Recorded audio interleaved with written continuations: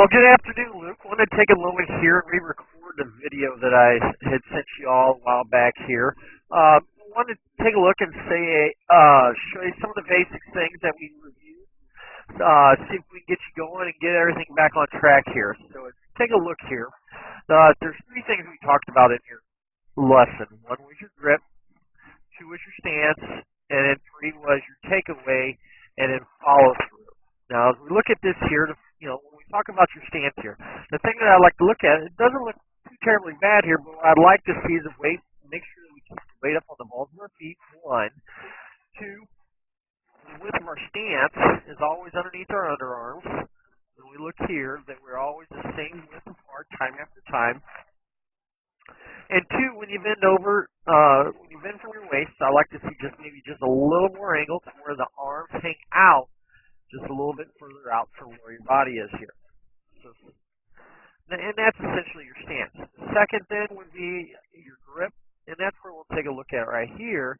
We can see when we take a look at your grip, see how your thumb on your left hand comes to the outside or inside of your right hand, and then we can see all the fingers on your right hand, but initially the left hand is sitting there taking a big grip on the golf club and its points here.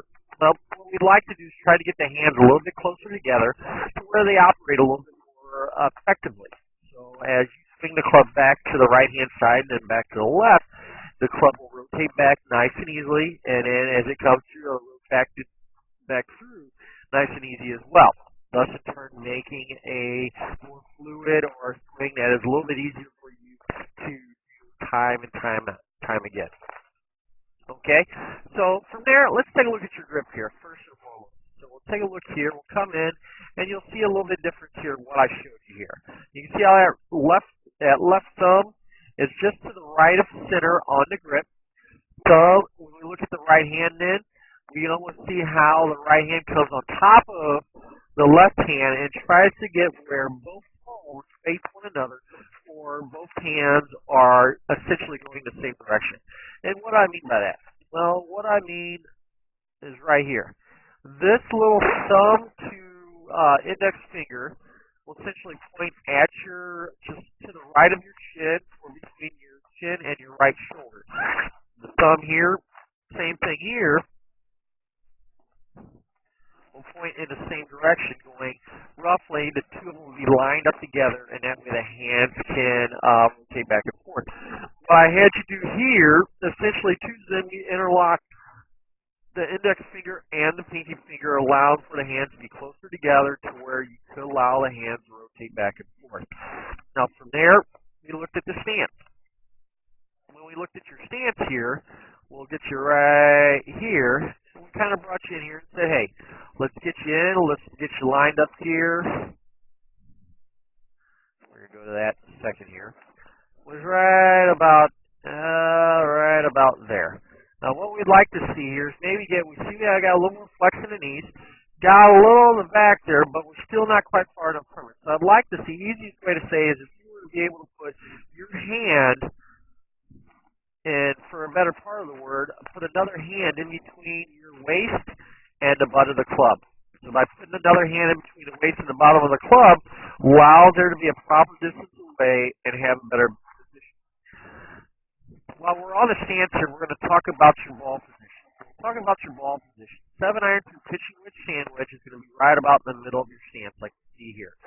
By doing that, what it allows it to do is allows it to have a center for all your 7-iron, 8-iron, 9-iron, pitching wedge, sand wedge, all of you in the same point or more the center point as we turn back and through.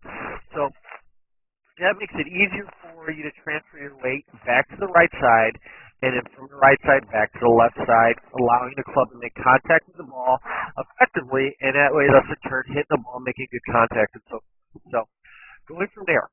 The next thing we talked about then is just making that turn back and forth.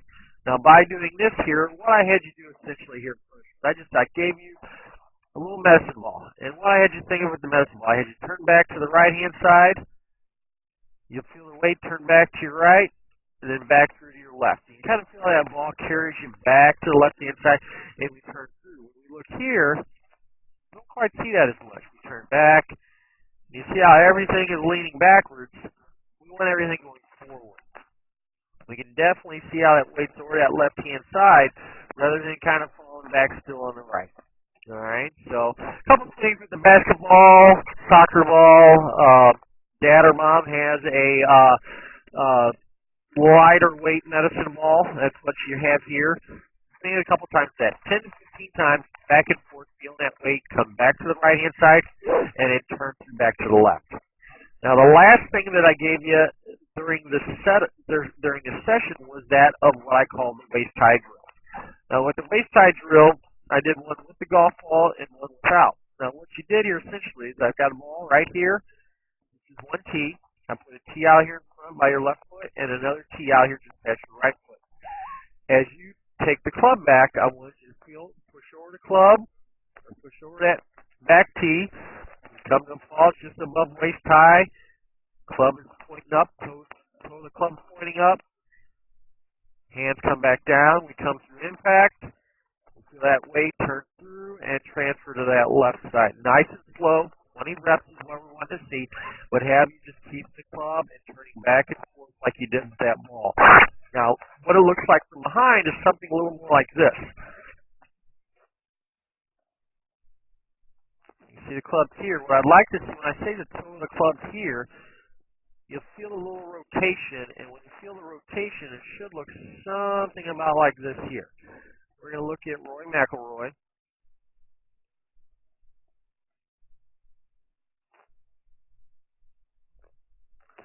So the toe of the club comes up, points to the sky.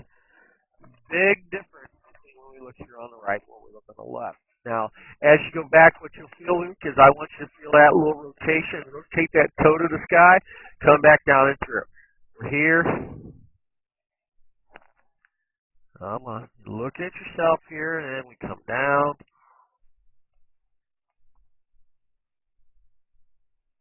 And through. All right, and it's just nice and slow. So 2 sets of 20 reps if you can, Luke.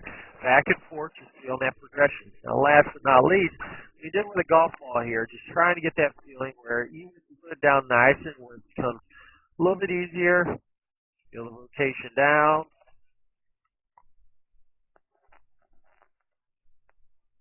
And through. You can do it with a wiffle ball as well. So now, just to remind you, as we review here, we did the grip, we did the stance, and we did a rotation back and forth, getting the weight off the right, going to the left. And how we achieve that? We achieve everything by doing just that simple waist high drill, 2 sets of 20 reps. When you use the medicine ball or soccer ball, I wanted you to swing back and forth, feel the weight come to the right, and then come back to the left. 15 to 20 times. Now, if you have any questions, have your dad get a hold of me. If not, we'll talk again, and I look forward to working with you again. Thank you, Luke.